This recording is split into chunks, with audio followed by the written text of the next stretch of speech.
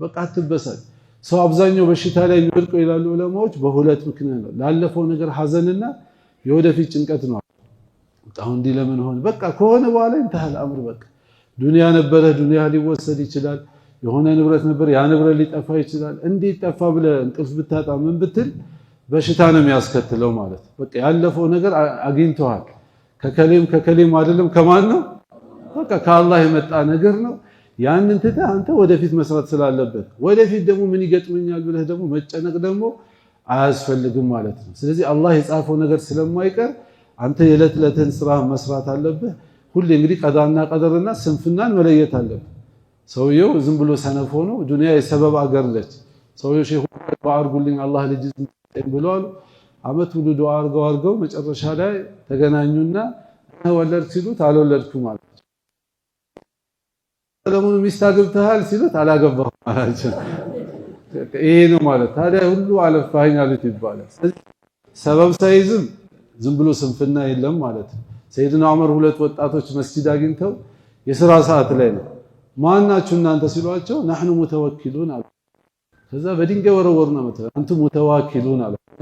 የሰው ሸክም ናችሁ ሙተወኪሎች አይደላችሁ አሏቸው። ስለዚህ ሰውየው ይሰራል፣ ይጥራል፣ ይለፋል፣ ዱዓ ያደርጋል። የማይወደው ነገር ከመጣ በቃ ቀደረ አላህ ብሎ እንደ አዲስ ይሰራል ማለት ነው። ያለዛ አሁን ዱንያ ስትሄድ ሰው ራሱም ያጠፋል። አላህም ቢያስመርጠው አሁን ለምሳሌ ከመሬትህና ከሁለት አይነት ስጥ ቢባል የቱን ይሰጥ ነበር ሰውየው? ያንን ነው የሚሰጠው። ግን ሰው መሬት ተወሰደብኝ ብሎ ራሱን ለማጠፋ ዱንያ እኮ ቀላል ህይወት ነች ማለት ነው። ስለዚህ አንዳንዴ ያሉ እንደው በغصب ከተወሰደ ጀነት ላይ ታገኛለህ እኮ ይገኛል አይገኝም?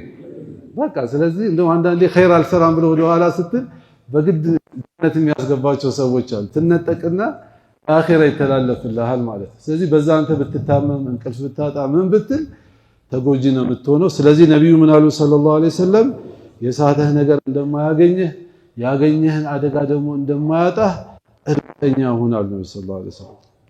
ከዛ መጨረሻ ያሉት خلاص አሉ ወዓለም እወቅ ሁልጊዜ አነ النصر مع الصبر አሉ። የአላህ እርዳታ የሚመጣው ከትዕግስት በኋላ ነው አሉ። በቃ وبالصبر تبلغ ما تريد አሉ። ሰብር ካለ ያሰብከው ቦታ መድረስ አይቀር ወላኪን ሰብር ይፈልጋል ማለት።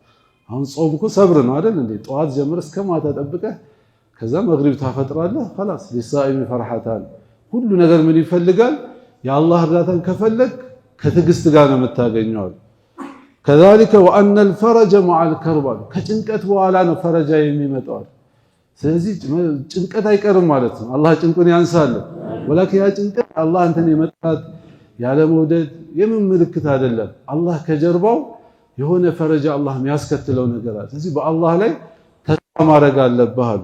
وان مع العسر يسرا በጣም ነገሮች ከጠበቡ በኋላ ደግሞ መግራራቱ አይቀርም አሉ ነብያችን አለይሂ ሰላቱ ሰላም። እንግዲህ በዚህ ነገር ነብዩ ሰለላሁ ዐለይሂ ወሰለም ለሰይድና ኢብኑ አባስ ይመክሯቸውም ወላኪን ምክሩ ለሁላችንም ነው ማለት ነው። ሁላችንም ይሄ ሐዲስ ስንቃችን ሊሆን ይገባል። ከረመዳን በኋላም በቃ አንድ የምንጠብቃት ነገር ምንድነች? የአላህን ትእዛዝ መጠበቅ አለብን። አምስት ወቅት ሰላታችን ላይ ቀጥ አለብን። በእያንዳንዱ በምንችለው አቅም አላህ ያለመቅረብ በአላህ ትእዛዝ አላህ Subhanahu Wa Ta'ala እኛን ይረዳናል ማለት ነው። ለዚህ ይላሉ ዑለማ መሻይኽ ዳዕዋ ምን አሉ? ኢልም ማለት አሉ ليس علم القلم አሉ علم اليقين አሉ። እርግጠኛ ሁን ማለት ነው እንጂ በጆሮ ሰምተህ ገና ስትወጣ የምትረሳው ነገር እንዳይኖር እርግጠኛ መሆን አለብህ። በዚህ ልጅ ገና ለ11 ለ12 ዓመት ልጅ ነብያችን በእንደዚህ በየቂን በኢማን ኮትኩተው አሳደጓቸው። ፈካነ ማካን እንግዲህ እስከመጨረሻቸው ሰይድና ኢብኑ አባስ ያንን የነብዩ ምክር ይዘው ሄዱ። ስለዚህ እኛ የእሳቸው ምክር ይዘን በቀልባችን ላይ ይዘን ከዚህም ከረመዳንም በኋላ ዱዓም እያደረግን ኢንሻአላህ በአላህ ትእዛዝ ላይ ቀጥ ለማለት ከከለከለን ነገር ለመራቅ ዝግጁ ነን ሁላችንም ኢንሻአላህ።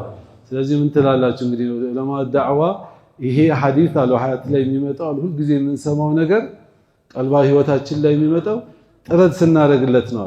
ሰውየው አሁን ነፍሱን ይወዳል፣ ገንዘቡን ይወዳል፣ ጊዜውን ይወዳል። የሚወደውን ነገር ውድ ነገር ለማግኘት ያንን መስጠት አለበት።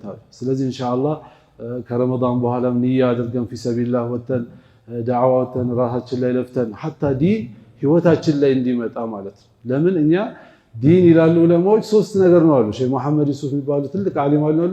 ለእያንዳንዱ ነገር ስም አለው፣ ሱራ አለው፣ ሐቂቃ አለው ይላል። ለምሳሌ እዚህ ጋር የፎቅ ስም ብናወራ ስሙ ነው አይደል? ስለዚህ ምንም ይመጣ ነገር የለም።